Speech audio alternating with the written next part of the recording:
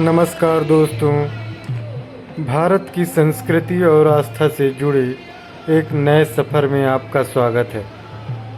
चारों ओर भक्ति का माहौल है, घाटों पर लाखों की भीड़ है और कठोर तपस्या का संकल्प। जी हाँ, आज हम बात कर रहे हैं लोक आस्था के सबसे बड़े पर्व छठ पूजा की। यह पर्व सिर्फ एक अनुष्ठान नहीं, बल्कि प्रकृति के प्रति आभार, आत्मशुद्धि और पारिवारिक एकता का प्रतीक है। 4 दिवसीय इस महापर्व की शुरुआत कैसे हुई, इनमें कौन से नियम लगते हैं और इसका आखिर इतना महत्व क्या है, आइए इसके बारे में इस वीडियो के माध्यम से विस्तार से जानने की कोशिश करते हैं। छठ पर्व का इतिहास वैदिक काल से ही जुड़ा है। यह दुनिया का एकमात्र ऐसा पर्व है जिसमें उगते और डूबते दोनों सूर्य को अर्घ्य दिया जाता है।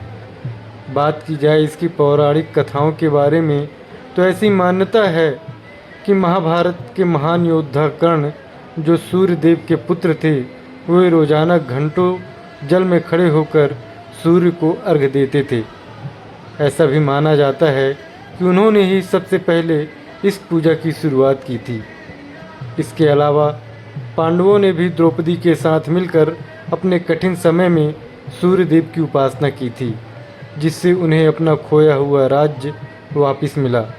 बात की जाए इसकी अन्य मान्यताओं में तो एक अन्य कथा के अनुसार निसंतान राजा प्रियव्रत ने जब आत्महत्या करने की कोशिश की, तब ब्रह्मा जी की मानस पुत्री देवी षष्ठी, जिन्हें हम छठ मैया भी कहते हैं, प्रकट हुई।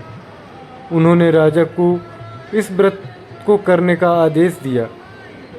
देवी की कृपा से राजा को पुत्र की प्राप्ति हुई। तभी से यह व्रत संतान की रक्षा और कुशलता के लिए किया जाता है। छठ पूजा में सूर्य देव के साथ साथ उनकी छठी शक्ति छठ मैया यानी षष्ठी देवी की भी पूजा होती है, जो बच्चों के स्वास्थ्य और दीर्घायु की रक्षा करती है। छठ केवल धार्मिक नहीं बल्कि वैज्ञानिक और सामाजिक महत्व भी रखता है। यह पर्व हमें प्रकृति, जल और सूर्य की ऊर्जा के प्रति कृतज्ञता सिखाता है।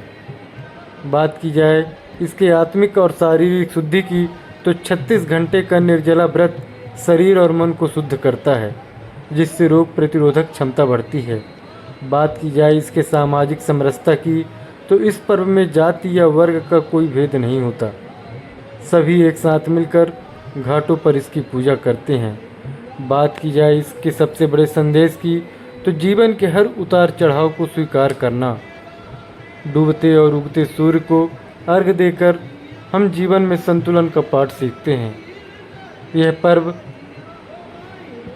एक पर्व नहीं है बल्कि एक महापर्व है जो 4 दिनों तक चलता है। हर दिन का अपना एक विशेष महत्व और एक कठोर नियम होता है। बात की जाए इसके पहले दिन की तो ये शुद्धि का दिन होता है, अर्थात व्रती नदी या पवित्र जल से स्नान करके खुद को शुद्ध करते हैं और घर की साफ सफाई की जाती है।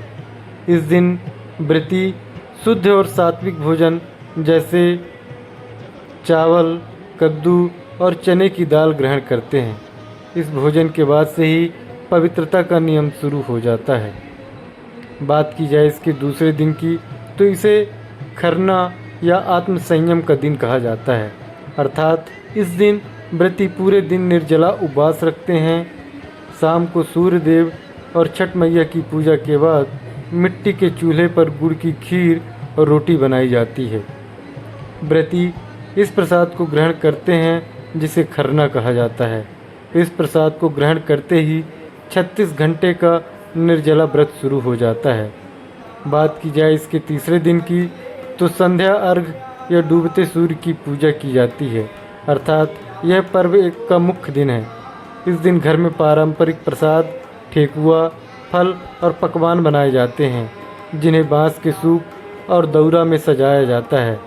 वहीं बात की जाए शाम को व्रती नदी या तालाब के घाट पर जाकर कमर तक पानी में खड़े होकर डूबते हुए सूर्य देव को दूध और जल से अर्घ्य देते हैं। यह अर्घ्य सूर्य की पत्नी प्रत्युषा को समर्पित होता है। बात की जाए चौथे दिन की तो उषा अर्घ और पारण यह व्रत समापन। बात की जाए यह व्रत का एक अंतिम दिन होता है।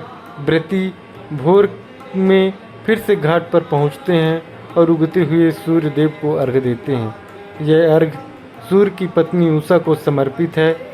अर्घ देने के बाद व्रती प्रसाद ग्रहण करके 36 घंटे का निर्जला व्रत तोड़ते हैं, जिसे पारण कहा जाता है। छठ की सफलता और उसके कठोर नियमों के पालन में है, इन बातों का विशेष ध्यान रखें। व्रती को चारों दिन पलंग या चारपाई पर सोना वर्जित है। वे जमीन पर चटाई बिछाकर सोते हैं। बात की जाए व्रत के दौरान नए या बिना सिले हुए साफ कपड़े पहनने चाहिए। प्रसाद और पूजा सामग्री को तैयार करने में पवित्रता का सर्वोच्च ध्यान रखना चाहिए। पूजा में बांस के सूप और तावे के लोटे का प्रयोग अनिवार्य है। पूजा के दौरान लहसुन, प्याज या किसी भी तामसिक वस्तु का प्रयोग पूरे घर में वर्जित होता है।